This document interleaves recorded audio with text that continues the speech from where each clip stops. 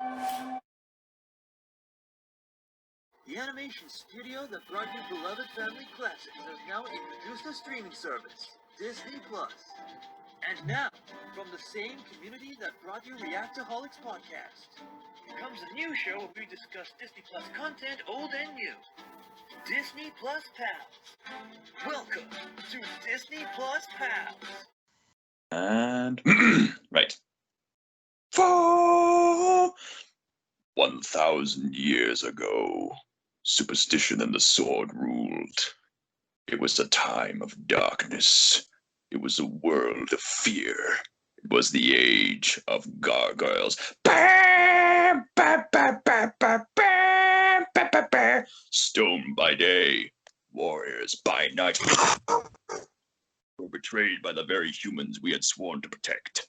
Frozen in stone by a magic spell for 1,000 years. Now here in Manhattan, the spell is broken, and we live again. Bah, bah, bah, bah, bah, bah, bah, bah, bah, bah, bah, bah, So bah, bah, bah. earlier you said like it was a world of madness, it was a world of fear. God, the Did you mean to actually say it's a world of gladness, a world of cheer? What is the song? It's a world of something, a world of... It's a world of darkness, the age of gargoyles. But we World love of- it, we share so- because we don't even care. It's a small world after all.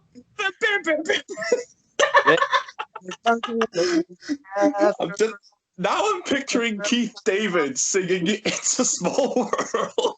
He got friends on the other side. It's the people from Small World.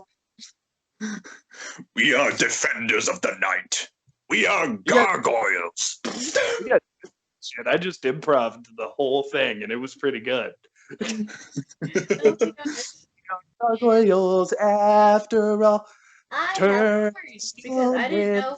Was I supposed to wear horns, guys? Is it good? Was I not supposed to wear horns? I mean, some of the gargoyles have horns, others don't. They don't really have names. They just look different. Oh. How dare you? Each vampire, each gargoyle is important. All Yes, that's what they would have learned throughout the endeavors of Gargoyles. In case you haven't figured it out, we're talking about Gargoyles, one of the best channels from the Disney afternoon period. I have never seen this show before. Until We need I to talk- requested you to do. But you guys hear me? we can hear you now. So much. Quit it. Should I say the spell? I can say the spell if you want me to rewind it back. I know the No. spell. I have my So- wand here. Maybe later. Maybe. Oh, what kind of wand is that? It's from Harry Potter. It Don't looks pique her dope. interest. She might cause a bit of chaos. But you need to like apologize to all of the gargoyles. There's Goliath. There's Broadway. I'm sorry. Yeah, but Iris. they didn't get There's- named that until they arrived in New York City. Well, with the exception of Goliath, of course. There's the other one that's skinny. It's not my fault that the gargoyles didn't initially Wait, have names. They Broadway, said it themselves. There's like Broadway and Lexington and Hudson and They're named after cities, except for Goliath. Isn't Goliath the only one that's like actually got a name? Yes, back in his day, he was named after the Bible character, as confirmed by the humans he was protecting. And then the gargoyles didn't really have names until they moved to New York City. And also during that time, there was also Demona. So, yeah, aside from that. Oh yeah, Demona. Wait, hold on. Wait, characters. Thank goodness I'm on here. I'm gonna research about this. I think we're getting a Goliath, bit of, Hudson, Brooklyn. That's right, Brooklyn. I think we're getting a bit ahead of ourselves. I think there are some people who are a bit unfortunate enough to have never seen the show because Like in me. until I specifically recommended for the show to watch the first 5 episodes of season 1 to know the premise. And there's a Halloween episode in season 2. It's number 7, but there's another few spooky-ish ones that surround that as well. Gargoyles was one of the shows that initially aired during the Disney afternoon period in the 1990s, alongside DuckTales, Tailspin, Chip and Dale's Rescue Rangers, Gummy Bears, Goof Troop, Duck Squad, and Mighty Ducks. Quack And it's Pack? Quack Pack. Quack Yeah, Pack? Yeah, yeah, Quack Pack that's what I meant to and say. Yeah, Quack. Aladdin. Aladdin. Yes, there was Aladdin. I Yep. love Aladdin and Little Mermaid and stuff, and Timon and Pumbaa. I have to Yeah, thank Nostalgia I've Critic seen the for this Timon and Pumbaa one. because Nostalgia Critic made a video about the Disney Afternoon. I have to thank him because I have never heard of any. I haven't even heard like half of these shows before, except for like Aladdin, Timon and Pumbaa, Yeah, and DuckTales. Those are like the only ones I've heard of. Yeah. Everything else, what the Yeah. heck is this?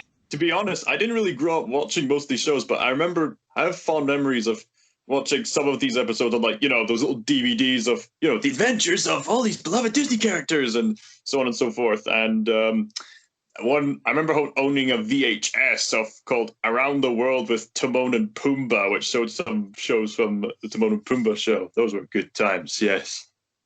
Yeah, it's amazing. Wow, 90s kids got lucky. I was born in the 2000s. You guys have good shows too. My 2000s has good shows too, but 90s, you guys. I don't know if I can consider myself a 90s kid. I was born in 1990. Well, me and Neil were born in 1998. We were latecomers. Yeah, cool. But hey, you 90s kids, you may have had Rugrats, you may have had like, Gargoyles and stuff. We had Avatar: The Last Airbender and Invader Zim and Teen Titans and Kim Possible. Well, every generation's going to get those awesome shows. Something I've noticed lately amongst animated cartoon shows in the West, you got your fun Saturday morning cartoons and stuff like that. But every generation, there comes that one show that defies expectations, provides us something that takes more chances. Recently, we had Gravity Falls. And before that, Adventure Time, we had Avatar. In the 1990s, Gargoyles. And of course, no, buddy. And Batman. Yes. Oh yeah, Batman the Animated Series and Animaniacs. Speaking of which, the Animaniacs, yeah. There's a bit of debate. Here's the thing. Here's the problem.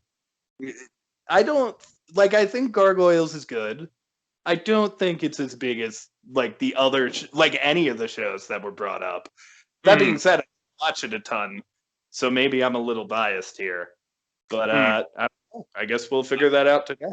I mean, you've only seen a few shows. Yeah, for me, I felt like, because I know there was from based off of Nostalgia Critic, because I watched a lot of Nostalgia Critic videos because I saw him do what was it? Not WB Kids, Fox Kids.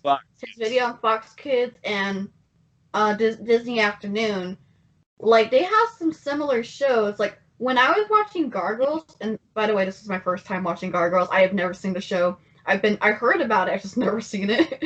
So when I saw Gargoyles, it reminded me of Batman the Animated Series, the vibe. I kept thinking Batman the Animated Series vibes because it was really dark for a kids show, but it was still very entertaining at the same time. So for me, I feel like Gargoyles was the Batman Animated Series for Disney Afternoon, in my opinion. I don't know about you guys, but in my opinion, I felt like Gargoyles was the Batman Animated Series of Disney Afternoon.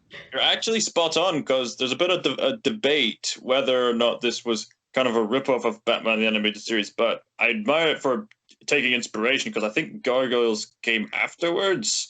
Yeah, Batman Animated Series came out, I think, in 92, around the same time as the Tim Burton, before, Mr. Schumacher, who recently passed away. Oh, Schumacher, yeah.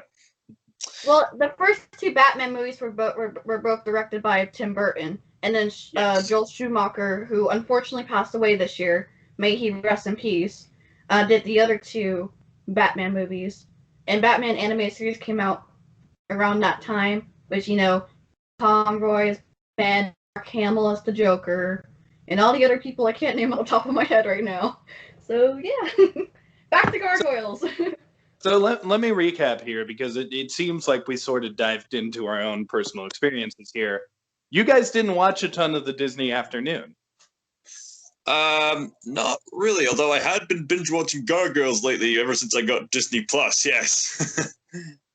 Well, the shows I mainly saw, because they would usually do reruns of it. The ones that I saw the most were definitely Aladdin, The Little Mermaid, pretty much any of the movies that got turned to TV shows were the ones I watched the most, and a little bit of DuckTales, just a teeny weeny bit.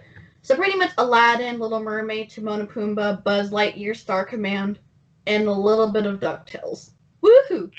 Later on down the line, we got television shows from Tarzan and Hercules. I can remember watching several episodes of those, yes.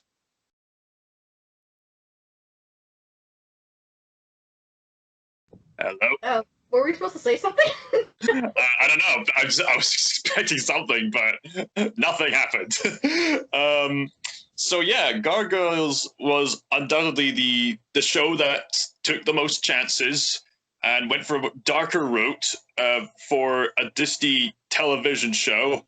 And they got lots of stars from Star Trek to come on, specifically Next Generation, to be in the voice cast. And You just left. Eel left. Something must have gone wrong. And it's been highly praised for all of its efforts. The first season is 13 episodes long, and the first 5 episodes in particular shows you the premise of the show. And season 2 is the longest one. I haven't even finished it yet, but it's like 54 or so episodes long. Yeah, it's long. That's like 2 seasons for one. It's that long. God. And Neil is back. Oh, Neil came back. What happened, honey? Back. You okay? My phone died. You just died in your hands tonight. So to pick up where we were, you guys mentioned you didn't watch a ton of the Disney afternoon. I am on the opposite field of you guys. I adored the Disney afternoon. I was all about them DuckTales. I was all about Tailspin and that Darkwing Duck. I was in it. Let's get dangerous. When those gummy bears were bouncing here and there and everywhere, I was right there with them. Wait, there's a gummy bears? Oh, that's right. Nostalgia Code did just put. Oh, them dude, it had like the best theme song. It was like gummy bears bouncing here and there everywhere. Okay. Compare. Okay, now it's starting to come back to me, because I was like the nostalgia code video. Think. Oh, the little gummy bear. There was a pink one. There's a pink one. There's a yellow one. There's a blue one. There's an orange one. Voiced by Jim Cummings. There was one that was voiced by Jim Cummings. Oh yeah. Familiar. There's a little boy, and then there's a duke. There's something. I don't know. I have never seen the show. DuckTales brought there's back. also, I think there was also a Winnie the Pooh television show during this time. And there's Fuck yes! The New Adventures of Winnie the Pooh. I remember the shit out of that. Pooh Bear, I know he's out there. Tumbly, tumbly, climbing a honey tree. Like I'm a I nerd for said, the I Disney think, afternoon, guys. yeah, like I said, I think out of all the Disney afternoon shows, I watched like Aladdin the most, because Aladdin's my favorite Disney movie of all time. It's not the best, but it's definitely an Arabian Night. Or Did you guys a diamond in the rough. A diamond in the rough. It's definitely a diamond in the rough. Tailspin. Oh, and Little Mermaid. I watched a lot of the Little Mermaid TV series. Little Mermaid TV series was weird. It was kind of weird, yeah. And so, and then there was like Timon and Pumbaa and Tarzan and Hercules and of course, like they after were attempting to do Atlantis, but that got shifted to a. It's rather unfortunate that a lot of attempts to make television series transformed into some of the worst directed DVD sequels we've ever seen. It's unfortunate. The world. And here's the thing. Here's the thing though. I forgive all of it because after the Disney afternoon, they still kind of did the Disney afternoon. Like they did Emperor's Disney. New, It changed Emperor's from New Disney School. afternoon They to had Disney Randy for and me. Mr. Whispers. Like I was all about Toon Disney. Yeah, Toon When Disney. was Because that? wait, that's right. You don't know Toon Disney because you're in Scotland. So Toon Disney was basically like was it an afternoon block? I think. It was essentially like for after school, I believe. Right, because they would have like Kim Possible on there and the Proud Family and pretty much any of the cartoons that aired on Disney Channel were on Toon Disney. And Even Disney some of the ones in the 90s. So Yeah, the when Disney was that? afternoon would pop up there. Like I remember seeing Goof Troop there a lot. And Buzz Lightyear. Buzz Lightyear Space Commander was on there That too. Buzz Lightyear show was fucking rad. I freaking love Nosferatu. Nosferatu A2, the robotic vampire, is still my favorite villain from that series. So I grew up watching Kim Possible, The Replacements. Later on in my late high school years, fond of Phineas and Ferb, and then later on Gravity Falls, which opened up my mind to serious storytelling within that kind of cartoon format. And I must ask, when did the Disney Channel start after the Disney afternoon? Well, it was like official. Well, like the Disney Channel was the Disney Channel was back in like the 80s, back in like 80s and 90s. Like you're familiar, like like Even Stevens or Lizzie McGuire, That's So Raven. All that stuff was in the 2000s. Yeah, I grew up with Even Stevens. Yes. So they had like these like like these weird live action shows based off of their Disney movies. Like there was a Dumbo live action show, there was a Winnie the Pooh live action show. I remember the puppet Winnie the Pooh show. Yeah, ones. Yes, the puppet ones. I They grew were up with that. mouse size, and then yeah. Yeah, I also remember House of Mouse and stuff like that. I remember, but I grew up with House of Mouse as well. Yeah. And this will get us back on track a little bit here. Gargoyles there's no argument about it. It was by far, Sharice had to mute herself while the dogs are barking. It was by far the darkest thing on Disney. Like the darkest Disney cartoon show. And I forgot how dark it was until I popped in these episodes and remembered, oh shit, there's guns. Yes, there's forgot there were guns. In fact, it can make for some great moral lessons because in one of the episodes in season one of the main characters gets shot and taken to hospital. I'm serious. That happens. There is a shot in this where someone gets shot with an arrow. Like in the episodes we watched. And it goes in. They shoot the person with the arrow. Yeah, and there's some intense drama in there. Like people dealing with guilt from shooting other people by accident. There's anger and so much like political drama that akin to Game of Thrones in like season 2. It gets nuts later on. And it's all in a story that just keeps getting bigger and bigger as it goes along. And it was a kid's show, yes. Before we continue, I think we should clarify that this absolutely is part of our Halloween month. We are celebrating Halloween, so every episode of Disney+Pals will be somewhat related to Halloween this month. And that is no exception with the 3 episodes we are reviewing today. We are reviewing episodes 5, 6, and 7 from season 2.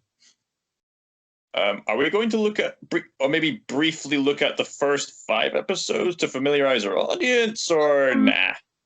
Just say the like concept. Well, we'll say the concept. So, what Gargoyles is, for those who are uninitiated, back in the days of old, Gargoyles and Scotland, Gargoyles fought and defended mankind. They got betrayed and turned to stone. And now they are only reawakening in our time to fight new threats and new evils. And we see this is why this block of episodes was probably really well picked. We get 3 different threats in these episodes, three different enemies, along with established people. There is a lot going on with the Gargoyles, and it's a very interesting story, although for the most part, every episode is standalone, while still being pretty dark. Mhm. There are 2-parters, though, right? Yes, there are plenty of 2 and even 4-parters. The first 5 episodes are like a 5-parter called The Awakening, which tells everything from how they fought in Scotland, got betrayed, then got cast a spell for 1,000 years, and then a billionaire came along to wake them up. Yes. So, I don't know if, all of these episodes, these 3 episodes were all kind of Halloween-y. They weren't, they were of a spooky nature, I guess. Mm-hmm. So, I'm trying to stall a little bit so Cher has time to come back and be vocal with us. I'll talk a little bit. So, right from the get-go, it's well, don't go into the episodes yet. No, I won't go into the season 2 episodes. Probably just go with the Awakening episodes because there are some fantastic moments just established. No deep dives, but you can talk about your feelings and stuff. No deep dives, though. We established how they defend the castle from the Vikings, and they only awake at night. By day, they're stone statues. By night, they crack out of their shells and do some fighting. They don't really have names to call each other. They just look kind of different, and they do mean well with the humans.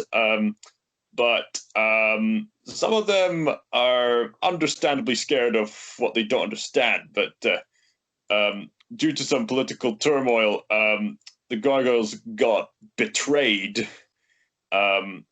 which is rather unfortunate. And it's kind of dark how some characters, I think that Blondie kid becomes a murderer later on down the line, which is yikes.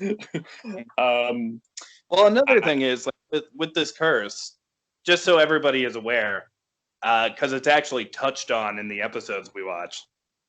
During the day, the Gargoyles turn to stone.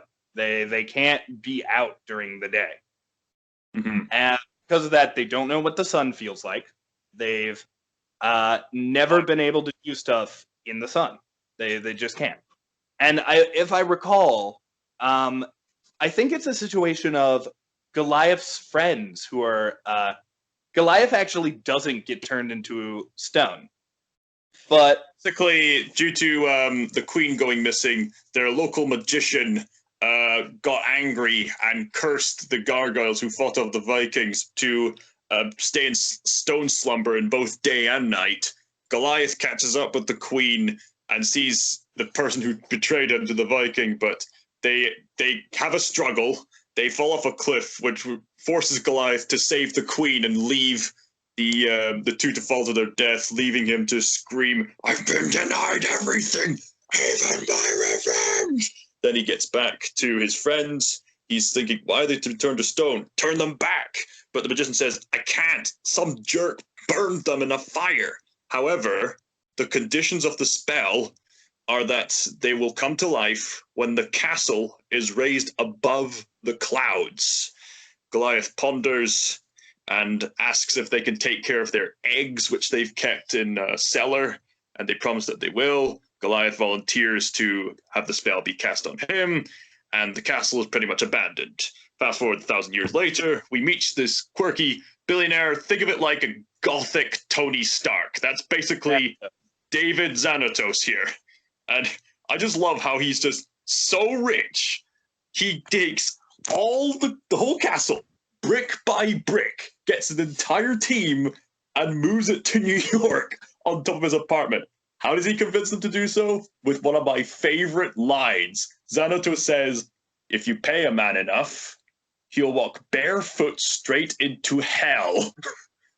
If I recall correctly, the voice actor who played them was sold on that role by that line. Well, here's the thing. I'd go to hell for pretty cheap, but to do it barefoot, different story. Different story. That's when the big bucks come in. Anyway, Yeah. just to finish the thoughts on the general setup of Gargoyles, they meet a human. April O'Neil style. She's there like Liz. I can't say this word. Lizion. Eliza. No, her name is Elizon. Her name is Eliza, but she's their Lizaon. She's their like agent into the actual real world. Yes. World. There's a word for it. I can't say it. Think of April O'Neil if she was actually useful and kick-ass, basically. April can be useful sometimes. In Yes. the 2012. I mean, no offense to you, April. You're still awesome. So Eliza's a New York detective, biracial, by the way, which is kind of a first for the Disney afternoon. So fun fact, and she can handle herself. In fact, there's some episodes where she has to handle situations on her own, or even with one of the gargoyles. So as Xanatos brings the gargoyles back to life, they get accustomed to the castle. Eliza is the main person who shows them the New York way of life, and she's the one who suggests that they have names. Because everyone has names. It makes sense. Yeah, the old gargoyle says, "Would you have the sky have a name, lass?" Well, No. She named them after her favorite Renaissance artists: Raphael, Donatello, Michelangelo, Leonardo. and they became the Teenage Mutant Gargoyle Turtles. So the gargoyles get the chance to explore New York, and they decide to name themselves after various districts of New York, with the elder one, after a quirky conversation, begrudgingly taking on the name Hudson after the Hudson River. All of them have caught on a quirk from being around New York. The small one, who looks like Gollum, named Lexington, learns techno stuff. The one called Broadway likes to wise. Sorry, did I lose? Broadway. Broadway is voiced by SpongeBob's sidekick, Patrick Star. Mr. Phil Fagerbake. I'm still bad with names, I swear. I might get the names mixed up, but I think Bronx is the dog gargoyle. Bronx is the dog-like gargoyle beast. Oh yeah, and Broadway is into being a detective like Eliza. Broadway is the best character in the show. I love you, Patrick. Brooklyn is the one who likes to ride the motorcycle. Raphael. Oh, Raphael. I love that. So Wumbo, they catch on. I wumbo, he wumbos, she wumbo. Is mayonnaise an instrument? So David's quite a character, and he gets the gargoyle to do some work, but they catch on quite quickly that David's got a fairly shady business, which he just simply dubs, "The richer you are, the more attention you get." About Brooklyn? And that's really all you need to know about the intro to Gargoyles. Like, that's how they got here. One more thing. Demona. Demona was Goliath's girlfriend, and he thought she was dead during the initial genocide, but it's explained why she survived later on. But all we know for sure is that she is understandably angry towards the humans, a la Magneto from X-Men. And because of this, over the years, she's gotten more bitter and bitter towards the humans. And nowadays, she's going on a full-on rampage against humans, which Goliath is against.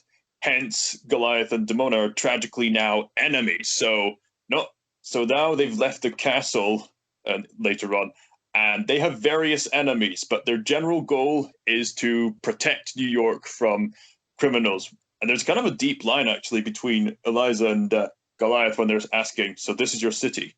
Where are your boundary walls to protect you?" And then Eliza says, "Actually, we have a justice system, and the corruption comes from within." And Goliath says, "I know that too well." Oof. Cuts deep. Oof.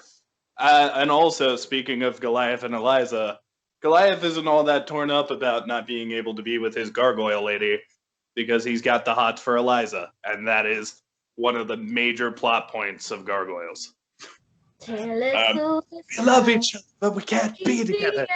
It's a relationship that builds over time.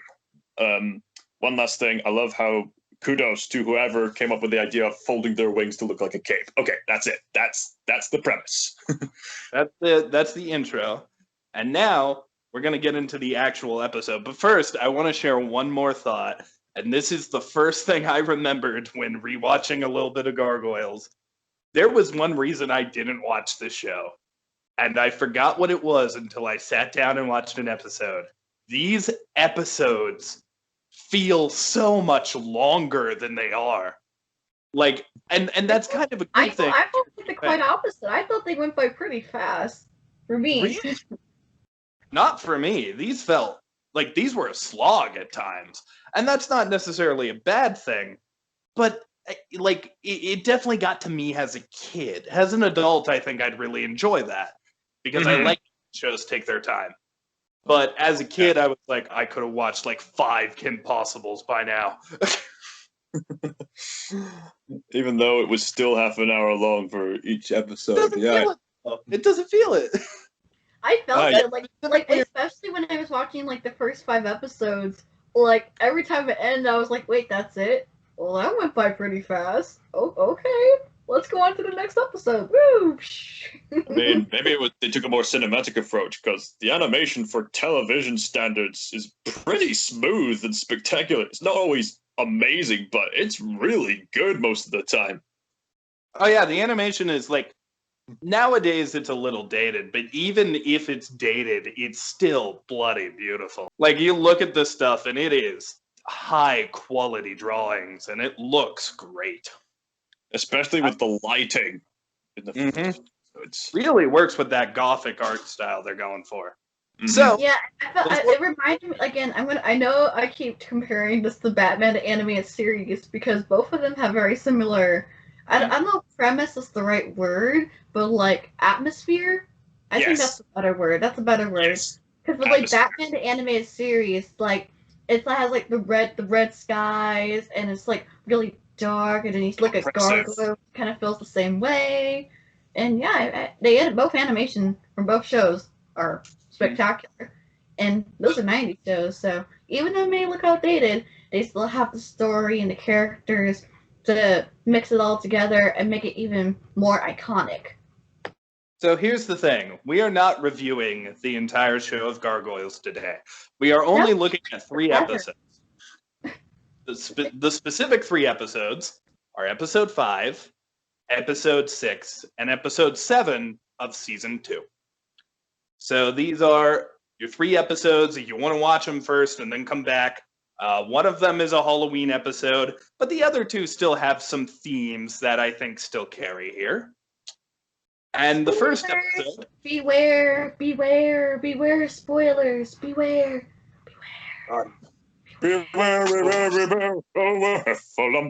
Sorry. But our first episode, I don't know the title of it, but I do know the premise. If someone wants to look up the titles for these episodes, I'd appreciate that. She volunteers. I am on it. Without Cher, we'd just like go nuts and kill each other. Like without Cher, there is no order. Or we probably just watch more Forky episodes on Disney+. Am I right, buddy? No, you're not. Oh, wait. Episode 5 is called The Mirror.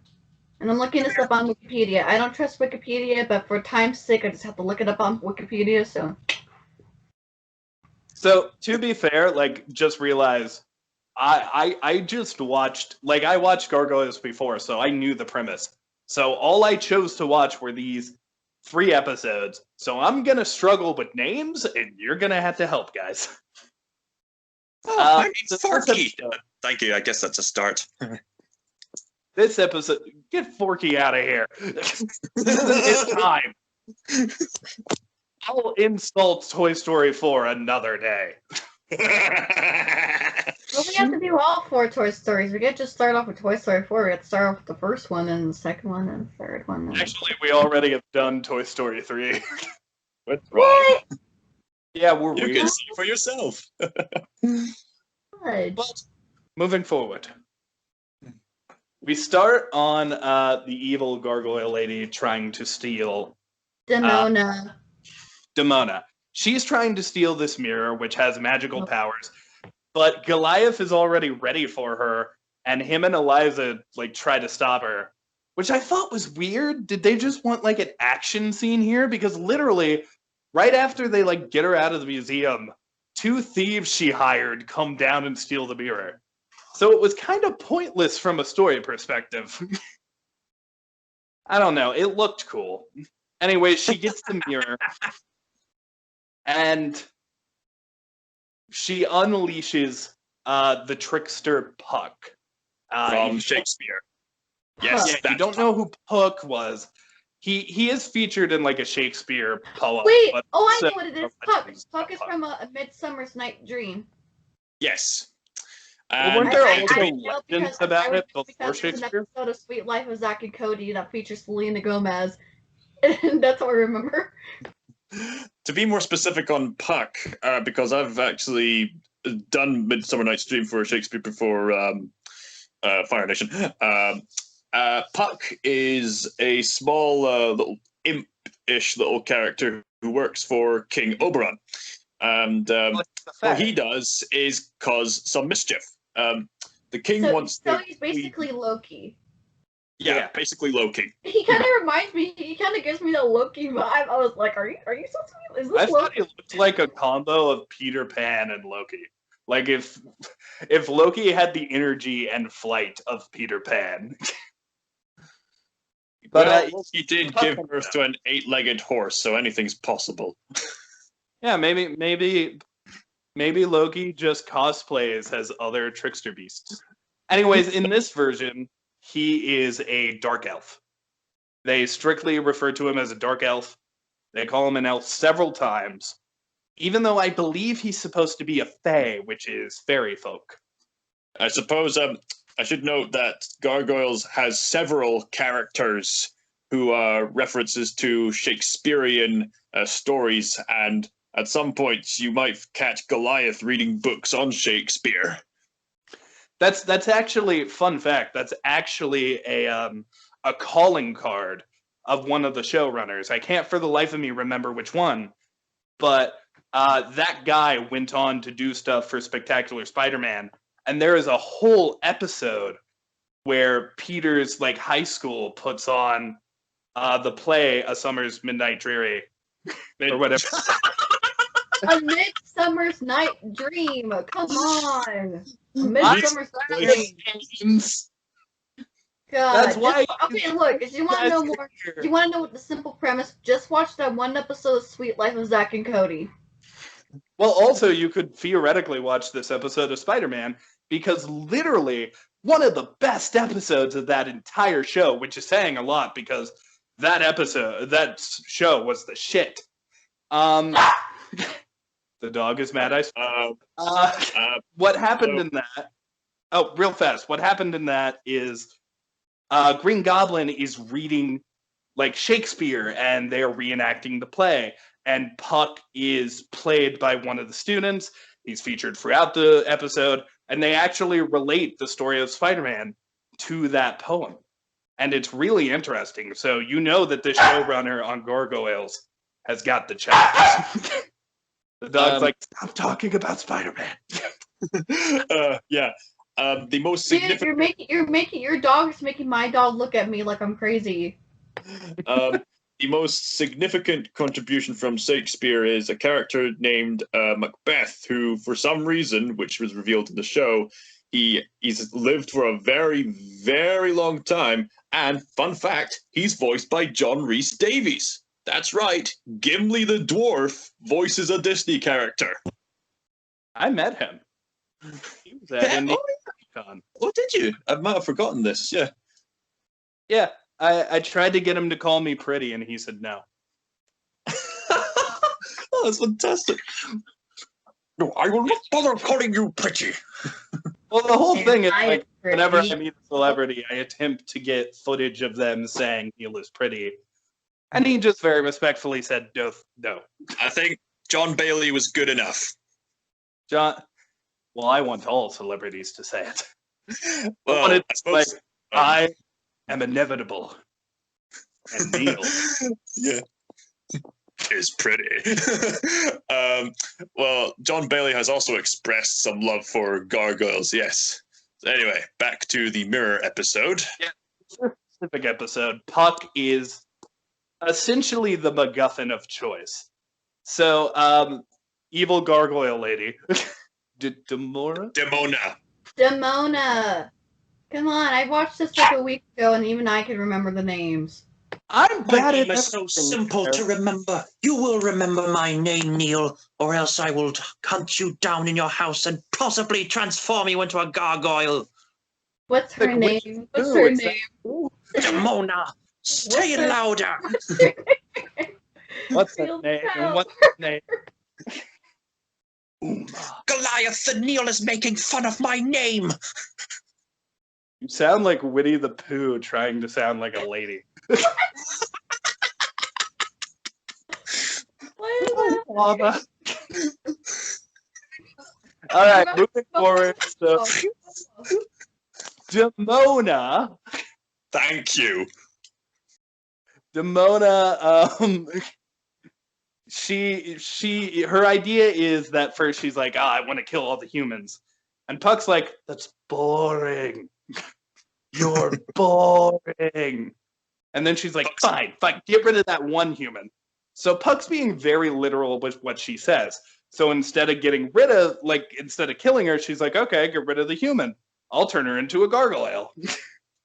And then later she's like, All magic comes with a price. Rumpelstiltskin. and then later she's like, turn all of the fucking humans to gargoyles. No, he's just misconstruing her. He's I am going with her, going to yes. hold you, so you shut up. So the gargoyles are just hanging out in their home above the police station when they notice wobbly wobbly woo woo. Eliza starts floating around with some magic, and then shock, she transforms into a gargoyle. And strangely enough, she claims that she's always been one. Yeah, Puck's magic is weird. Knowing how big a fan of like the original poem the creator is, I wouldn't be surprised if that's actually from Shakespeare's play and he just carried it over. Like Puck's magic changes your thoughts as well. But she thinks she's been a gargoyle this entire time, even though she hasn't. She specifically remembers like falling and Goliath having to catch her. But then she's like, wait a minute, I thought Goliath was a human. How did he catch me? How did he fly? Anyways, at this point, Demona realizes what's happened. She's like, okay, I want all humans to like die. Like, I want the same fate to behold all humans. And Puck's like, ooh, the same fate, eh? Well, I turned her into a gargoyle, so... Puck turns all humans into gargoyles. Demona finds out about this. And she's like, no, I want you to turn... Shut up, dog. I want you to turn the gargoyles into humans. And Puck, once again, interprets this to be like, well, okay, then I'll turn Goliath and them back into humans. So And now, they catch him at a really inconvenient time. Goliath's just showing Eliza how to fly. There you go. See? Turn into a human. Oh, crud.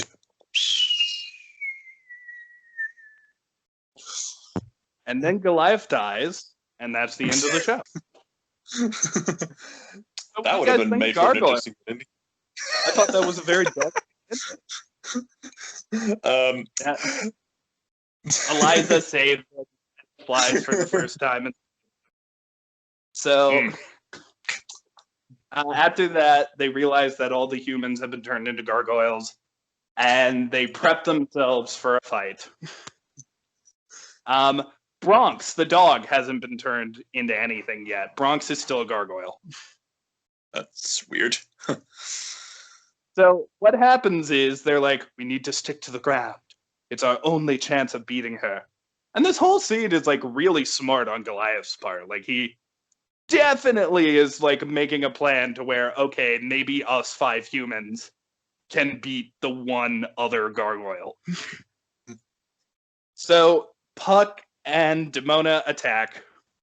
Puck does some really creative magic, turning weapons into flowers that try to kill you, making axes turn into fans that try to chop you up, and an umbrella that eats people. Terrifying, to say the least. Mary Poppins. Speaking of which, it is Julie Andrews' birthday today. Happy birthday, Julie Andrews! We got you an umbrella that eats people. I hope you're happy. Yeah. Let's go fly up. Fly go a fly. gargoyle. The umbrella eater. Um, So I what also- happens is Bronx Um, attacks and gets turned into a dog. Dope dog. I really love how creative character designs can get with these sort of episodes where they transform into other things. Like the character design here is pretty creative. Like, was it Brooklyn, who has that long kind of beak? I'm thinking, he actually has kind of a long face. So I thought that's really clever. He's got some punk rock hair as well, still, and the old man looks the same, but just in a sort of human form. Goliath is kind of buff, although Lexington should not have hair. As good looking as you are. It was weird to see Lexington with hair. But you know what? You want to know the design that weirded me out the most? It was actually Goliath's. Because I realized something about Goliath kind of early on. Goliath's human form looks like Bruce Wayne from Batman the Animated Series if he and Tarzan had a baby. It's like Well, Bruce Wayne. that's accurate. Now I Yeah. can't unsee that. I can't unsee that now. Oh god. Me neither. The whole episode, I was like, Goliath looks like Tarzan. Just I was like, you'll be in my heart. My heart. So they get into a fight, and I also love how they combine like the magic with the sci-fi with, because Puck actually doesn't have the strength to transform every human into a gargoyle. However, with the satellites, he did exactly that. and another thing is every time Puck uses his magic, he like wears himself out. But here's the thing, Puck's magic, like, if you remember, it changes memories too. So because of that, the gargoyles are like, oh, Eliza, you've been turned into a gargoyle. And they need to be convinced to fight to actually be gargoyles. But also the humans now think they've always been gargoyles. And that humans are like the freaks. So because of that, there's this really funny scene where the gargoyle changed humans see Demona being attacked by our heroes, and they're like, oh, that poor woman, we have to help her. So they charge in battle, but luckily the gargoyles realize, wait a minute, humans are scary now, and they just scare the other gargoyles away. The episode ends with, I kind of don't like this ending. Eliza has to fight Demona. Eliza wins, takes her down. And then they defeat Puck because the like Scottish one shoves him in a barrel. The Scottish one named Hudson, yes. Yeah, Hudson just shoves him in a barrel. How would that stop this trickster? He turned a fucking sword into a flower that eats people earlier. Maybe the barrel prevents his magic from being used. Or- Oh, it's a strong barrel. See it this way. Head first. Bam! I mean, I guess it's possible they knocked him out, but even then, I feel like he should have at least been able to break his chains at any point. He was still in the chains all throughout the entire episode, mind you. Maybe they were enchanted? I don't know. It's a kid's show. They don't really have to explain trivial stuff like that. Anyways, good episode. Although but it actually has a bit of a sad ending, actually, on their people's relationships.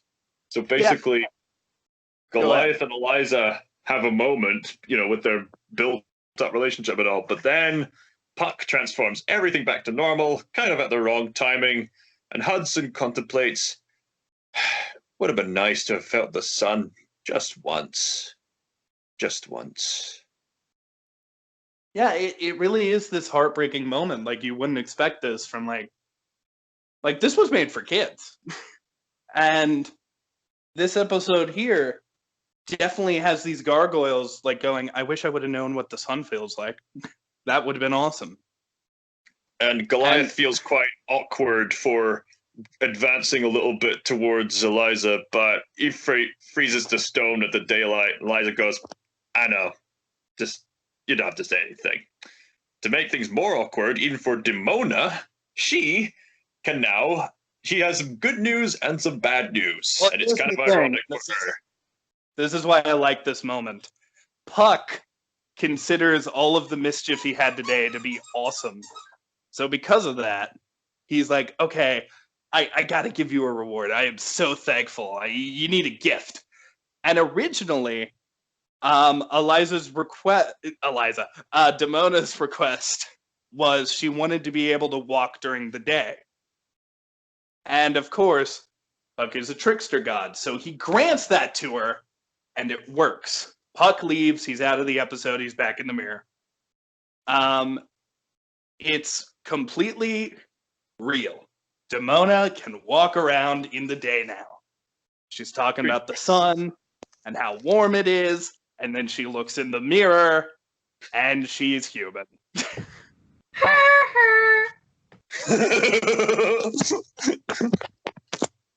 So, sort of a give and trade. She can walk in the day now, but she is literally the thing she hates most. The episode ends with the sound of a breaking mirror, which at least leads me to believe that, did she just kill Puck? She at least trapped him. Does Puck come back in later seasons?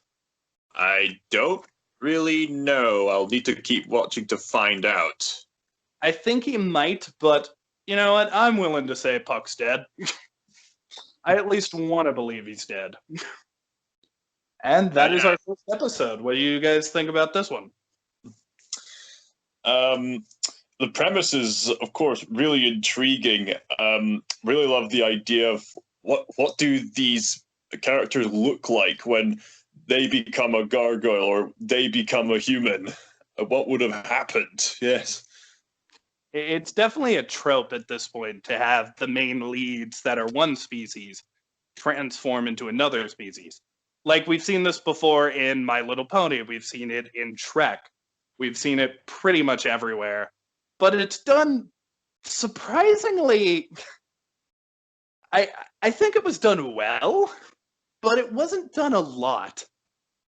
Like, the gargoyles don't get turned into humans until, like, towards the end of the episode. And they don't do a ton with Gargoyle Eliza. That being said, though, the best part of the episode, for me at least, was Puck. Like, I thought he was so interesting. And he was, like, a different villain than what the Gargoyles are used to, because he had a lot of magic, and he was just hurling it out. I think they weren't ready for him, and he depowered them. So I think that was neat to see. Come back in the third season. I thought he would. Puck definitely struck me as one of those characters that would be more important later. But Cher, what did you think of this first episode? Oh, goodness, I haven't watched this since last Saturday, so I'm trying to relive everything that happened. Yeah, it was good. I liked it. Very well. Let us move on to the second episode. Episode 6. The Falcon. The Silver Falcon. Callum, you can take the lead. The Silver Falcon. I'm gonna be honest, I've forgotten what the Silver Falcon was about. I'll just take a moment to look at the Disney Plus list just to. Oh, Here, no. according to Wikipedia, which you should not trust by due to time constraints. I'm Let's not see. looking Wikipedia. I'm looking at Disney Plus. Shouldn't trust Yeah, anyone. it has to do something with the Illuminati.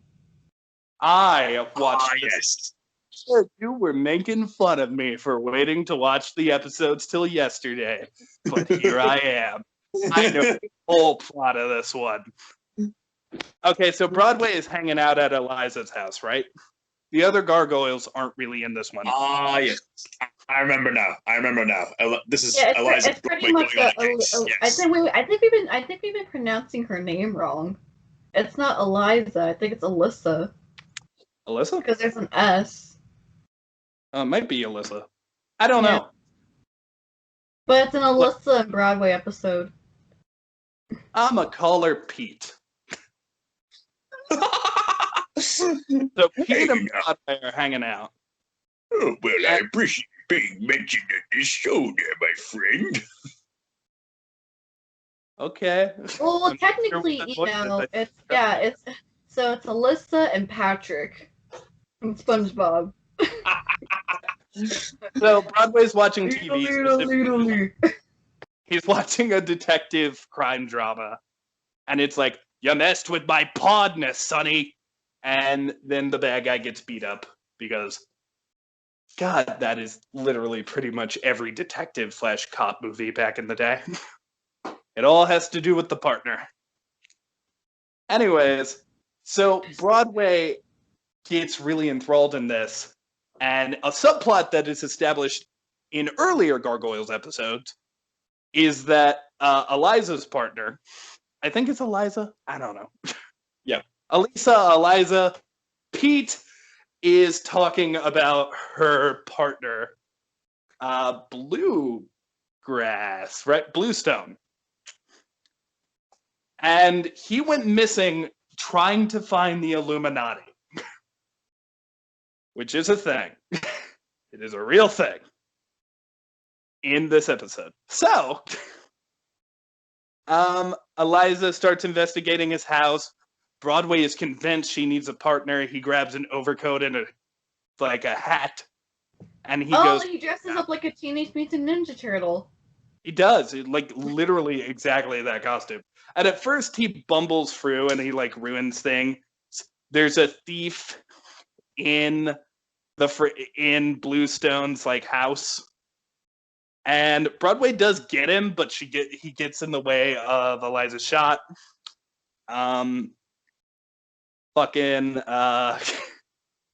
He sets off a bomb. They find a couple clues pointing to the silver falcon, and he fucking sets off a bomb and destroys the apartment. Eliza's done with it. She's like, get out! Nice going, Patrick. But then Broadway is like, mayonnaise is an instrument, Eliza.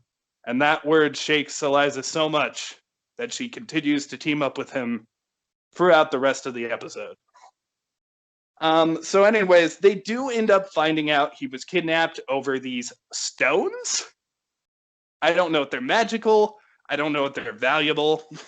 But they're stones, and everyone wants them. Well, it's obviously valuable if everyone wants them. It has some type of worth. Blech.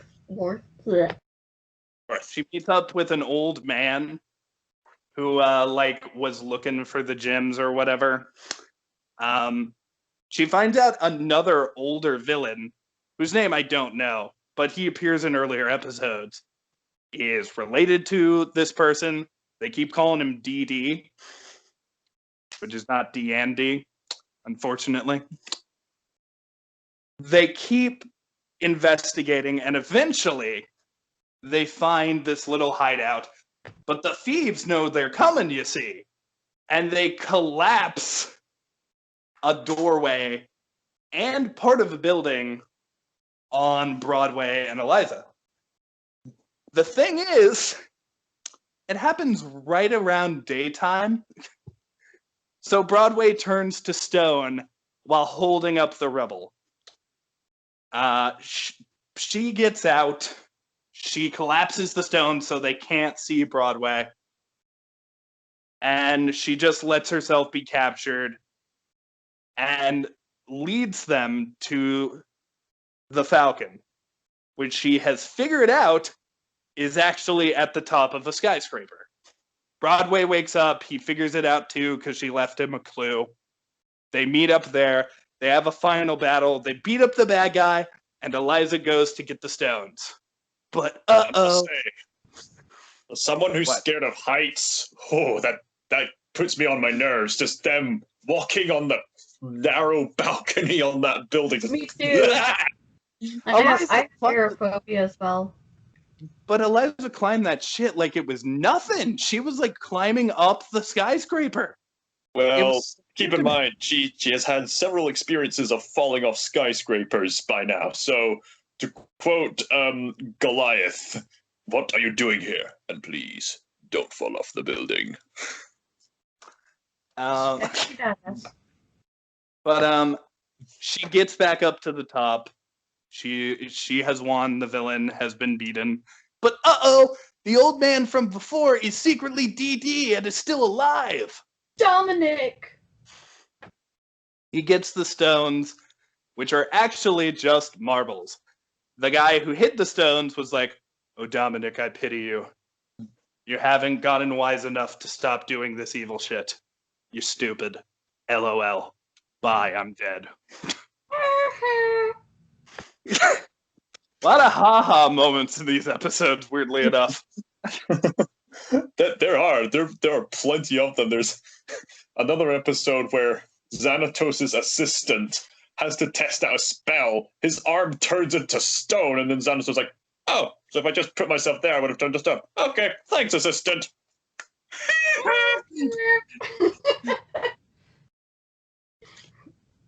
This show is a dick. Nelson Muntz must have worked behind the scenes.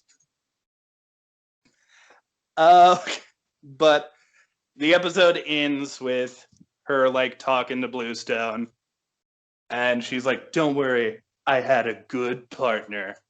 And then it shows that Broadway got turned to stone. I thought this was a nice episode. Holy fuck, there were a lot of guns in it. This was the gun episode. There were so many guns. Everyone had a gun. Wasn't there another one where, like, was it Broadway that accidentally shoots Alyssa? Yes, that was the one I mentioned earlier. Yikes. Yikes. In a kid's show, I'm like, how in the world did they get away with this? How did they get past the censors? She had an operation and blood and everything. And Broadway was going through guilt, and he kept hiding the truth until Goliath got angry at the thugs only to spill the beans, and then there was some forgiveness between the two, and poor Eliza's just speaking very softly as she's recovering. She's going gentle and probably like, yikes, this is a kid's show. This is amazing. Batman the Animated Series also had guns. But besides those two, I think there was like a strict rule at some point, like with kid shows, where you couldn't have actual guns. You had to use like laser guns. And because of that, like seeing these guns, I was like, oh, fuck. I mean, in the show, there are lots of lasers and like high-tech gadgetry. There's a first fight with some people trying to steal Xanatos' stuff because he's rich. Xanatos brings out a laser gun, so there is that. Also, Xanatos, I wasn't joking when I said Xanatos was like the gothic Tony Stark, because in later episodes, he's able to form basically Iron Gargoyle suit. I'm not even joking, it's basically Iron Man, but Gargoyle aesthetic. Didn't Demona have like a bazooka in one of the episodes? Yes. Gargoyles is obsessed with weapons. Gargoyles is that one kid in the park who has like a knife, and they're like the coolest kid because of it. They're like, hey, look at our weapons. They had the episode that taught people about gun safety. Make it shocking so that the children will know the impact you have of wielding such weapons. Yeah, and then like when like 9/11 happened, there's certain rules about the around certain episodes for kids for that one too. Like I remember Invader Zim. There was an episode for Invader Zim where Zim had to sell like candy to next door neighbors or whatever, and they had to re-edit a scene because it involved the Twin Towers. My. But Zim's already a dark show. I don't know how in the world they got away with, harvesting organs, lice, and taking eyeballs off of children.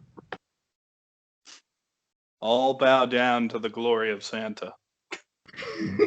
Yes, or he'll stop you with his jolly boots of doom. But what do we Christmas. think of this second episode? I got to be honest, I like this episode. I thought it was very cool. I did think it was probably the weakest of the episodes, though I think that's because it's filler. It's a filler episode to elaborate on the character of Broadway. Mm-hmm. Yeah, that's how I felt. I enjoyed it, but not as much as like the other episodes that I watched. I mean, it was nice, but it was, no offense to Broadway, but I was like, oh, okay. Well, in hindsight, it's not even really about Broadway. It's about this mission that Broadway just wants to help out with. Like, to be honest, the episode is really mostly about, like, the villains, and it's not really done well because they just throw in at the end, oh, I have a personal connection to this MacGuffin we're after. And that's it. I mean, speaking of the villains, something that surprised me, especially for Disney children's show standards, even nowadays, the villains in the show, for the most part, are not altogether evil. I mean, they do terrible things, but they do a really good job at showing why they're motivated to do so. With Demona, as mentioned before, she's like Magneto, where she's got an obvious prejudice against the humans, but she does care about the cause of the Gargoyles, even if she's extreme about it. And there's still a bit of a crushed relationship with her and Goliath. There's another Gargoyle villain who's had tragic loss and having an identity crisis and is basically a cyborg.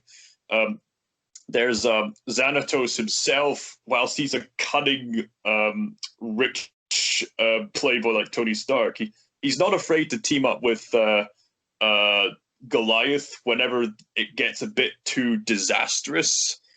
Cerise, could you look up the showrunner that is connected to this show and Spectacular Spider-Man? Because that's actually like I don't want to give this guy the full credit, but that's actually something that happens with him a lot, his focus on villains. Like, I mean, we know characters like the Sandman and Dr. Octopus, but with him, it was a whole different light to the point where you're caring about people like Electro and Shocker. And even though they're still evil and they're bad people, they're still interesting to watch and cool, and some of them you sympathize. Very well done. There's other villains like Macbeth, who shows up every now and then, and we find out his history, and you understand that he's been going through all the sort of years of turmoil and pain, and he has had a privileged, noble, heroic lifestyle in his past, but now he's kind of a bounty rogue with some cool gadgets, again voiced by the legendary John Rhys-Davies, and he does bring some a bit of an edge whenever he does show up. And there's also a Power Rangers team who's so obsessed with being the best that they become rivals with the Gargoyles. I mentioned the Power Rangers team because one of the members, Fox, is crucial to the next episode, and we elaborate on some characters between him and she has a father who owns a tech industry. He kind of does bad stuff as well, but it turns out he actually has really good intentions. There's someone betraying him, and then at the end of the episode, Fox comes along and says, "Hey, Dad, I want to announce something." "Oh, what is it?" "I'm married and I'm pregnant." "Wait, what?" "Yeah, I love him, Dad." I think, yeah, I believe that was so, and well, real fast, because you're kind of getting ahead of everything here, Cal. Yeah. Cher, did you figure out that person? Cher? Hello? Are you alive? She's dead. Cher's dead. You're dead. I She's a honestly zombie. don't know. That mention I just mentioned, I don't know if it happens before or after the Halloween episode. Hold on, I'll go check. Pregnancy thing does not happen before this Halloween episode. I almost promise you.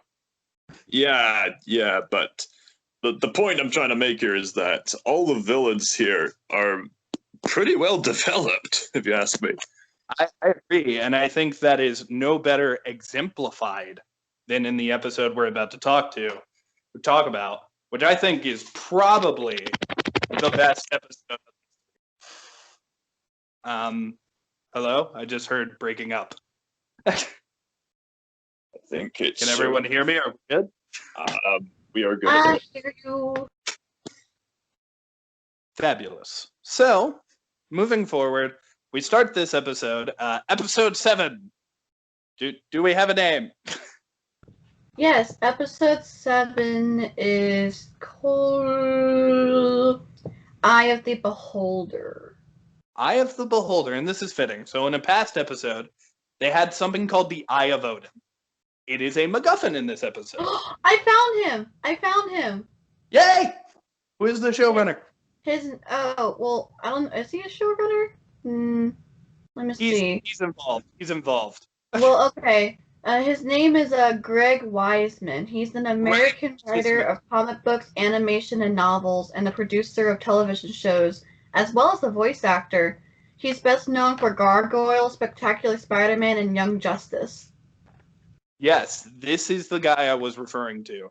He loves Shakespeare.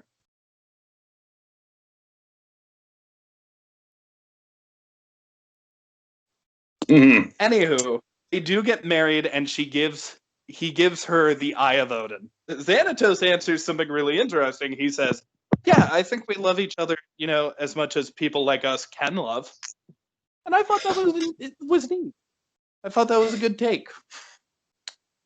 As a marriage thing, fast forward to Elisa, Pete.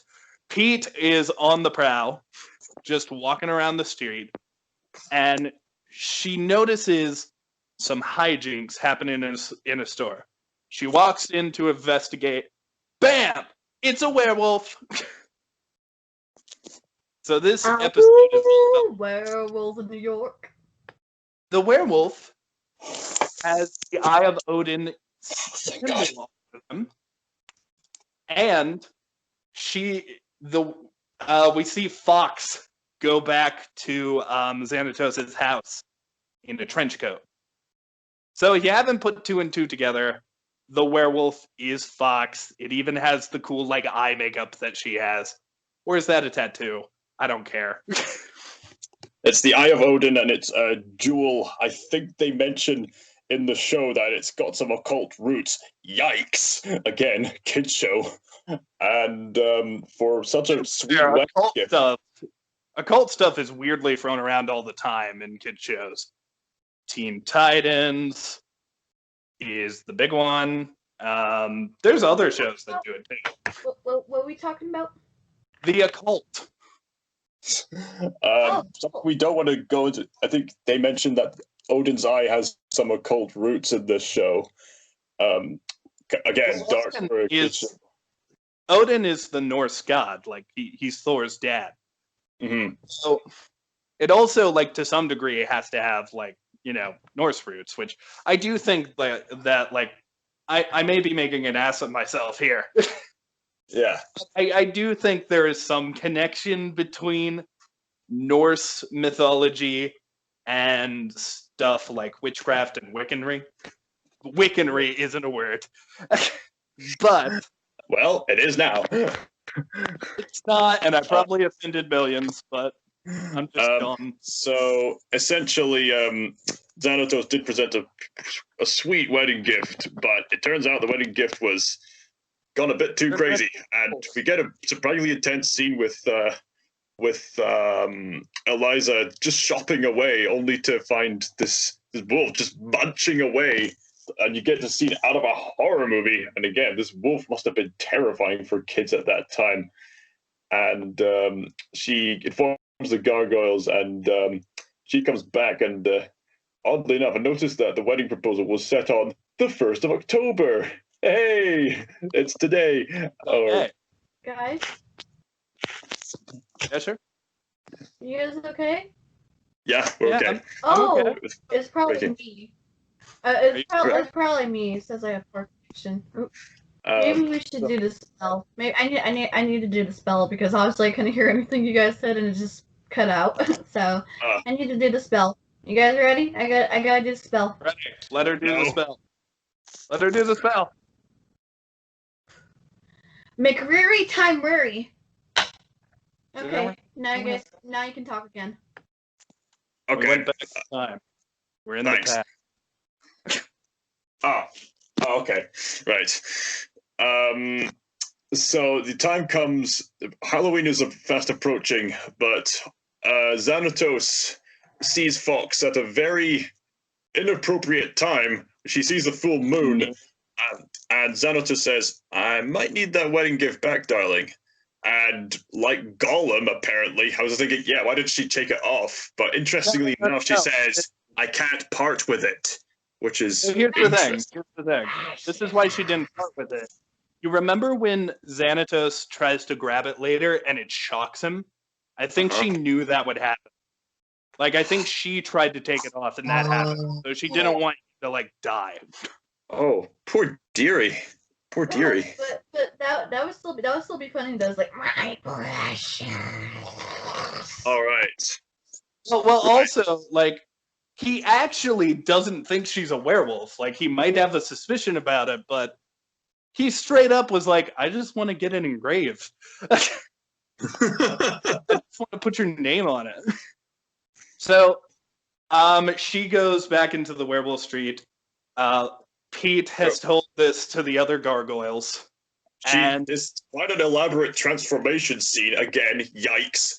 Xanatos and his assistant try to take her down, but she runs off. But fortunately, they managed to get a tracking beacon on her. And they find that tracking beacon on her, Callum, by shooting her with an arrow. Yup. They actually shoot her. The arrow goes in. I don't think it was an arrow. I think it was an actual gun of some kind. I'm pretty sure it was an arrow. An arrow attached to a gun, I think.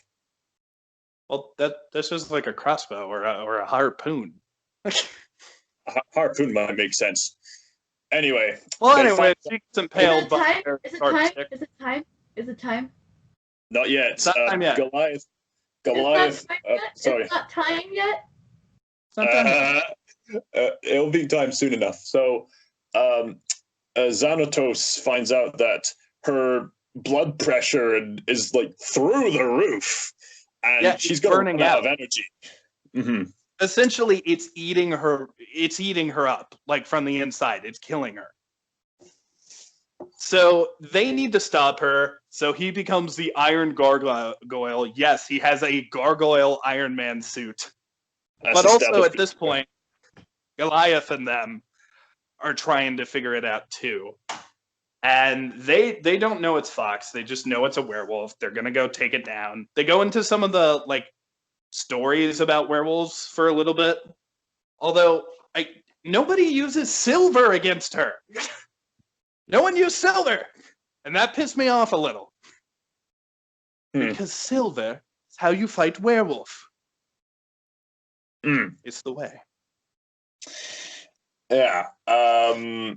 So they try to track her down. Goliath flies around in his Iron Gargoyle suit, tracking her down with his technology. They locate her in a fresh poultry meat storage place. Spooky. He sneaks around, tries to stop her, and specifically tries to grab the amulet, as we discussed earlier, but it shocks him.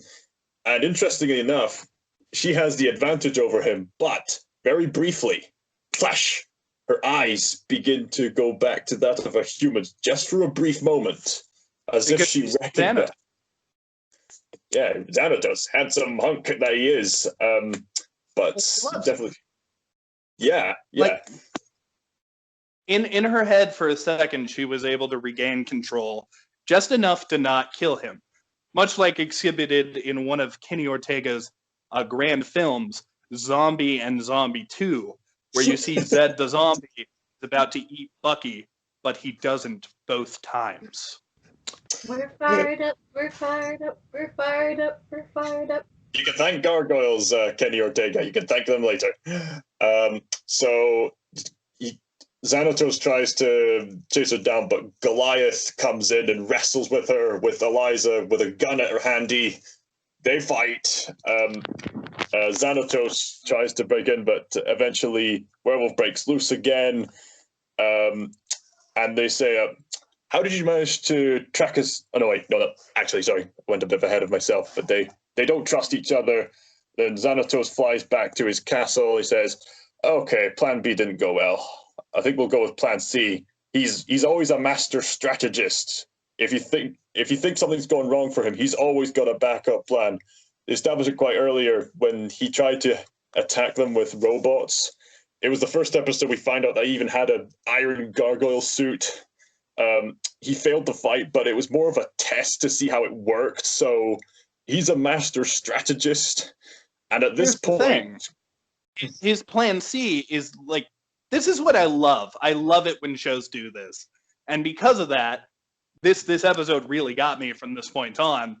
He goes, oh, plan C is we'll just let the gargoyles like get to her and fix it. Goliath foresees this being his plan C and shows up to his house and is like, no, sir. No, sir. If what you were saying about Fox is true, guess what? Fox is a villain too. We don't like her. You're a bad dude. I ain't your plan C. I hope you got a plan D, which he does. But I just love that Goliath knew. Like, Goliath knew Xanatos was going to ruin this somehow. And it was so cool to see him show up.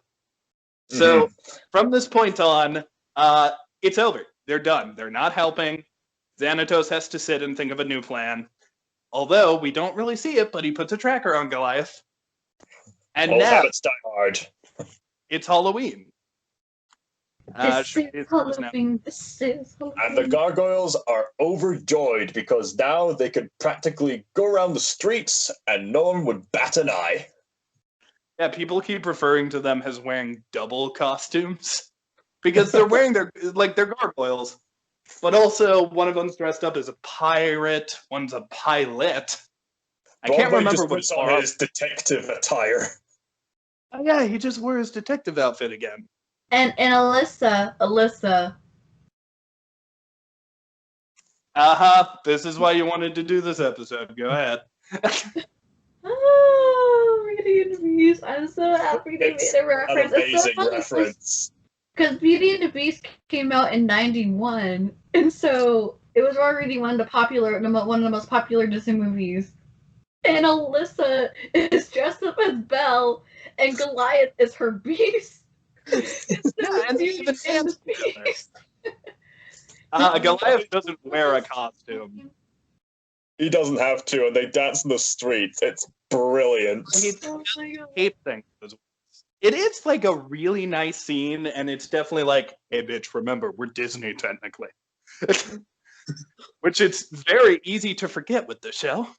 But anyways, they're walking around, and Goliath sees a person dressed up as a werewolf, and they think it's Fox. So they fight for a minute. It turns out it's not. And then Eliza knows it's beating him up inside. And Goliath says, we gotta help her. And then Xanatos shows up, and he's like, I knew you would. I put a tracker on you. And this is when the word love starts being thrown around. Like, why do you care about Fox? And he doesn't say that he loves her, I don't think. But it's definitely thrown around like, I just want her safe. I don't care if I had to team up with you. Which, of course, brings us to my favorite trope of all tropes. You know the trope, ladies and gentlemen. This trope is the best trope ever. It's where the heroes and the villains gotta team up. Somehow There's that a never reason gets this old. It's because it's so cool. Like, what is the threat? that makes the villains have to hang out with the hero. And also, the best part about it is they're still the villain. How are they going to betray the hero at the end? It's a trope that just works. It's so good. And I love it. It's such a good trope. Okay, note to self: we need to gather out some time and make a tier list of the best tropes alongside slow motion, bullet time, etc., etc. This one by far is my favorite. I think one of my least favorites is probably when it's like, I'm trying to call the cops, but I have no bars. Like, dude, you have fucking mobile data on your phone, surely. Call the police. My least favorite trope is love at first sight, but that's kind of irrelevant here. I kind of like love at first sight. It's convenient. So they team up and they hunt down Fox the werewolf, and they seek her in the marketplace. And Eliza's still dressed up as Belle, and it's awesome. They all fight. It's a really good scene. They actually end up having to fight in public for a little bit, and it's revealed that the gargoyles are gargoyles. They get called monsters. And then they get on this like rooftop. They keep fighting, and I love Goliath how Broadway eats his hat, literally, in his nervousness. Well, Goliath gets like Fox in a hold, and once again, because this trope is so awesome, he goes, "Now, Xanatos!" And Xanatos runs up, grabs the Eye of Odin. It hurts him like before, but he does pull it off. And has payment, he gives the eye to the gargoyles. And the best line of the episode happens here. I agree with you here. Where he's talking about, Xanatos is talking about Fox, and he goes, "Now you know my weakness." And Goliath, without even hesitating, goes, "Only you would see love has a weakness." Xanatos. And it's such a good line. Like, holy fuck. Oh, also, just a little tangent here. I found it a little weird that Eliza was able to remove her Belle costume to like put it on Fox, and then underneath she had a shorter, slimmer Belle costume. Like, was that not weird to anyone else that she had like a skirt version of Belle's suit? Well, the thing is, it's not that weird because with these big ball gowns, of course, there's various layers upon layers to really make it extravagant. So, of course, whenever you see someone vulnerable and beaten down, of course, you just got to remove whatever clothing you have and just comfort them.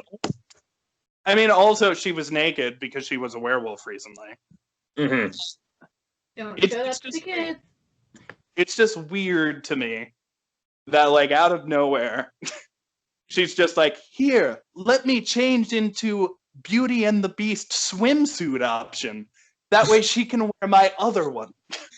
It took me out of it for like a second, but it's okay because it's still a good episode. And it ends with the butler saying, "Goliath may have had a point, sir. You've never looked more heroic." And then Foxy and Xanatos have a Cowboy Bebop moment where they say, "What happened? It was just a dream.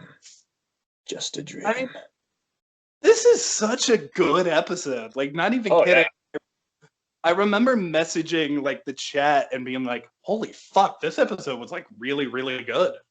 Oh yeah, definitely. Probably my favorite episode. Out of all the episodes I had to watch, this was probably my favorite one. Oh, me too. Me too. I've seen many other episodes. There are many great ones, but this is one of the best ones. Yes. As far as being a Halloween episode, they didn't do a lot with Halloween, but they did enough. They all dressed up in costume. They all hung out at a Halloween event. There's a werewolf. I've seen Halloween stories where literally it's just, oh, the story takes place on Halloween, and that's it. And there's some scary imagery, and it's could toughen up the kids, as it were. Yeah. Although, like, the whole thing is the main plot of this episode isn't that it is a Halloween episode. The main plot of the episode is a deep dive into Xanatos. And even Goliath, too. Like, to be fair, we've looked at 3 different villains this far. I think Xanatos by far had the best episode. Like, the idea that he's actually in love and he's actually trying to help her to the point where he has to give away his win. Like, he fought the Gargoyles, he got the Eye of Odin, and now he has to give it up to save what he actually cares about. And that's so interesting to see. Plus, they did my favorite trope. I'm sorry, this episode just really worked out. They actually they team up several times throughout the show, and it's always interesting whenever they do. They of course can't trust each other, but they have enough common sense to know when a situation's in dire need. It's like it's like that one episode of not Spectacular Spider-Man, but Spider-Man the Animated Series, where Kingpin has all of the villains help Spider-Man, and then Rhino's like, "But boss, aren't we supposed to hate Spider-Man?" And then Kingpin goes, "Rhino, the end of the world is bad for business." Yeah, there is. I think there's like a couple similar episodes to like Danny Phantom, where all the ghosts had to help Danny Phantom defeat like the Ghost King or whatever. It's been a while since I watched Danny Phantom, but all my favorite ghosts were in there, and I was like, yeah, let's go. It's just really neat to find because here's the cool thing about this trope. To do it right, you have to dig into the characters. Like, you have to make it a character study, because if not, why would the villains team up with the heroes? You have to have a justifiable reason for both of their characters to come together. Like, why would the heroes trust the villains? It's always cool if you do it right. And it's even cooler when, the villains are like, yeah, but I'm still the villain. Betrayal. This was a good episode, though. I think this was the best of the pot. It was good, it was Halloweeny, it was spooky, I loved it. Mm-hmm. And I think that's it for the actual episodes. Yeah, The ones that I really good. recommended. Mm. Yes, thank you, Callum, for recommending this awesome show. That was You're from welcome. the 90s. And Never- it just never gets seen the crazier show and before. crazier. How do we feel about, this is a Halloween review. So how do we feel about the Halloweeniness of these 3 episodes? Obviously, the last one, was a Halloween episode, but how do we judge the other 2? Because I think the Broadway episode where he's a detective, technically that involves him wearing a costume, but And the Illuminati is in it. the Illuminati isn't really Halloweeny, though. I mean, I pretty much just recommended that group of episodes just as an excuse for that one really good one. I suppose there's various examples we could compare to, I suppose. Well, I do think the first one kind of has a Halloweeny connection because, I think the idea of the entire world of gargoyles is a pretty spooky idea. And Puck, the trickster, Puck. he's a good villain for Halloween, you know? Hmm.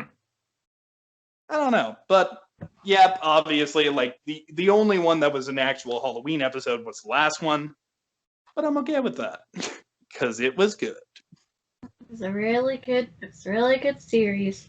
I Oh have my God. not finished. I've not even finished the series, but it's a roller coaster. The plot keeps getting more detailed in the best ways possible. Characters keep coming back. There's other threats, other plots. There's more relationship development. Gargoyles get used to the human world, and then apparently there's new characters coming into added to the drama.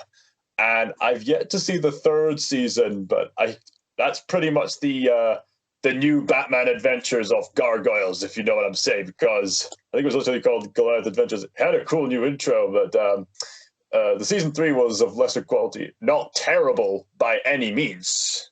Well, to be fair, New Batman Adventures had some gems. That one Scarecrow episode, fuck. Yeah. I don't, as of recording this, I don't know if Goliath ended with a bang or ended with a kind of a sizzly, hey, we were a thing kind of ending. Oh, you mean season Gargoyles? 3. You said Goliath. You meant Gargoyles? Did I say that? Okay, you know what I mean. You said Goliath. And okay, I was you know like, what I mean. You know what I I mean. was going to say, do you think Goliath is going to burn in lava? Do you think it's right, okay. Thanatos ate Goliath! Okay, yeah, okay, I get it. So, I don't know if Gargoyles had a grand finale or not, but my goodness, just watching through the series, it's something. It's definitely one of the best shows I've seen on Disney+. I know that for sure. Yeah, that episode, like, if there are other episodes like that, I definitely think this is something special. I do kind of like that in this little block of episodes we got a pretty good deep dive into a character, and then with the Broadway episode, kind of lackluster deep dive into the character, but still a good episode. I like the show. I don't see myself watching a ton of it because, again, it felt so long to me. Like, I thought it was like an hour show when I only watched like the first half of an episode. Now, I should point something interesting. With Batman the Animated Series, I wouldn't keep going back to watch it. I would only watch it again occasionally to watch some new episodes, even now. But with Gargoyles, there was a plot to keep me motivated to keep watching it. Because with Batman, as good as it is, I mean, there's some greatness on the single episodes, but maybe it could have ended with some long-term story or something like that. But who am I to question things in the long run? I'm just saying that Gargoyles does have kind of an advantage of a Batman of having a plot to keep people coming back. So there is that, yeah.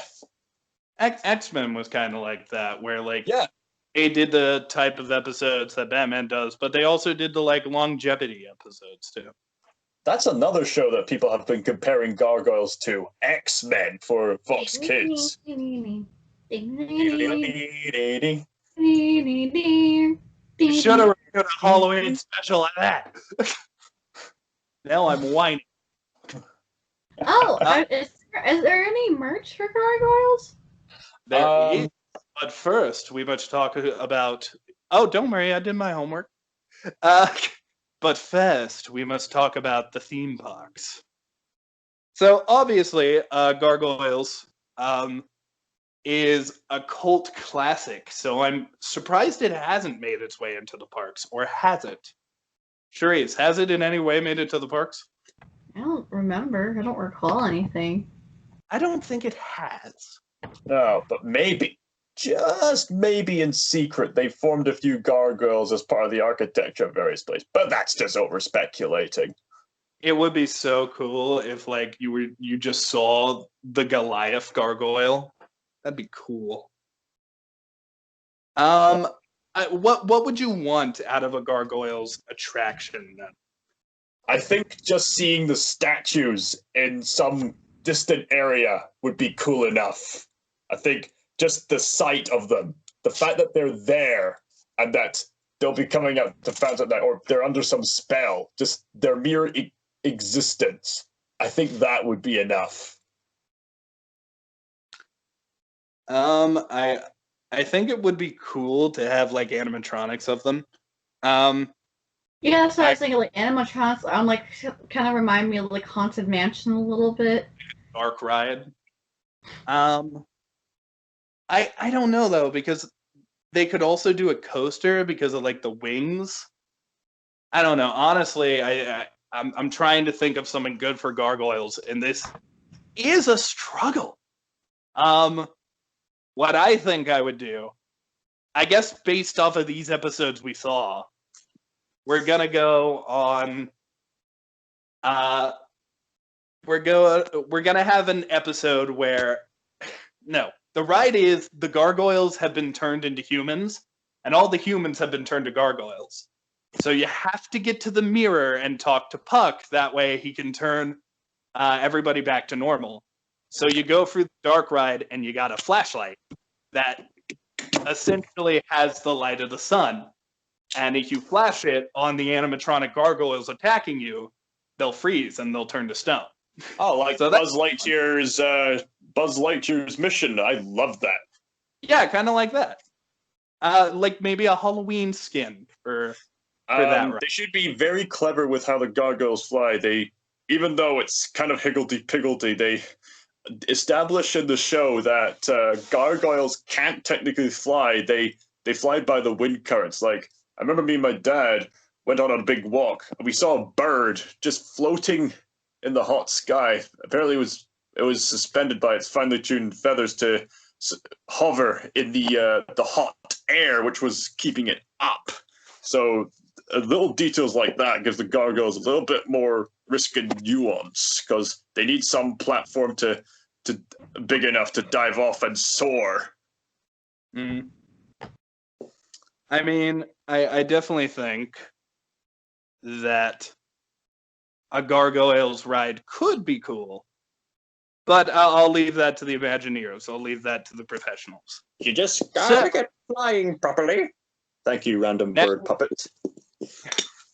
Now we gotta move on to the merch. And we're gonna do something new this time. Neil's Merch Review Corner. I change the name a little every time. So this time, we're not going to the stores, ladies and gentlemen. However, there are Gargoyle Funko Pops you can get. Oh, cool. You can get them for Bronx, Brooklyn. I think there's one for Hudson. I think you can get all of them. I know Goliath has one. Of course. Gotta remember Goliath. He has friends on the other side. He's got friends on the other side of the sun. But today I am sending you over to Etsy, specifically Dark Tech Services. The word dark, tech spelled Teck, and then the word services. To see these magical busts of all of the Gargoyle characters. Ooh, cool. They have Goliath, they got Demona, and these are good-ass busts. Like, these busts look really cool. I'm going to send them into our group chat so you guys can see them. I'm only sending one because my phone's going to die. Bust! I've been noticing something lately as well. I hardly use these app games, but I think there's this app game called, I think it's called Disney Heroes. It's kind of a typical RPG kind of action game where you play as beloved characters. That is awesome. He just sent us the image. So you get to play as all these characters from the Disney movies, the Pixar movies, even the Muppets, and so on and so forth. Lately, some time ago, they've had an update of new characters, and one of them, guess what? It's Goliath. Yeah. So yeah, Goliath's getting some attention again. I honestly think if Disney Infinity would have kept going, it would have the fucking Gargoyles. At least Goliath would have made it into Disney Infinity. There is that consistency problem with being stone in the daylight, but I'm sure they'd find some creative way around that. Or maybe like human by daylight. That's what Mickey would literally say. Who cares? You can play as Goliath. Shut up. Bye-bye. Fuck you, nerds! Give me your money! But let us just look into this bust, this glorious bust of Goliath trapped in the sun. It's very in universe, looks very cool, and I think I know this is Etsy, but just based on looks, I don't know how big it is. But Whoa! Look at his abs. he's got Whoa. stone abs. And his cape looks cool. And they did this for Demona. They did it for I saw one for the guy with the long face. They did this for multiple gargoyles, so you don't have to just get Goliath. You can get maybe the whole set. Let me check. If my phone dies, I'm sorry. Take it, it's at a very hefty price. No, it is $21.25 with free shipping, which leads me to believe they're probably small. Oh, 21. Oh wait, you can pick a different size. Okay, so if you want a small one, $21.25. If you want a medium, $29.75. And if you want a large, it is $46.75. That's a lot. You can also pick the color. You can make them black and sparkly. Like That's the vampire. one. That's the one to do. So, now that Gargoyles has made its impact, I think it's safe to say it's a Disney must. Oh, you Disney, Callum. That's the highest we can give. Oh, yeah. So these 3 episodes specifically, we're not reviewing the whole show. These 3 episodes are a Disney must. Okay, well, I suppose if you're doing it like that, I suppose the Broadway and Eliza episode are a little bit below that. And the other episodes we looked at are a Disney must. Yeah. I mean, they were very good. I'll give you that. Let me look at the scale. I'm gonna give it the same thing we gave Hamilton. I'm gonna give it a Coro-Rumbust, which is between robust and combust. Coro-Rumbus. That sounds like a spell. I agree. I like Coro-Rumbus. You know, This does sound like I a think spell. I have an idea what we should do for next episode. Oh, really? What could we do involving spells? Or a chant. Well, here. I gotta. Well, it involves. Well, I don't know if it involves my witch hat, but I'll still put it on just in case. There we go. It definitely involves this. I don't know if you guys can see. And let's just say, I hope you guys can recognize this little tune. It's part of a ringtone. But let's just see if you guys can recognize this little tune. I kind of made several references, but you know. Let's see if you guys can recognize this.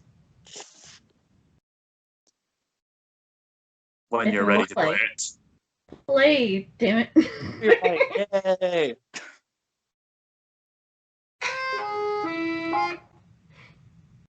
You guys recognize that? I'll play it again. Whoa, we're reviewing the Fresh Prince of Bel-Air. Yeah, let's And West Philadelphia, born and raised. why can't I get to do something? Callum got to do something for Gargoyles. Why can't we do something involving Selena Gomez? Well, what? We're making a lot of demands here. What is there out there that involves Selena Gomez and spells? Nothing! Nothing, I say! We're doing Wizard Place. See you guys next week in the episode.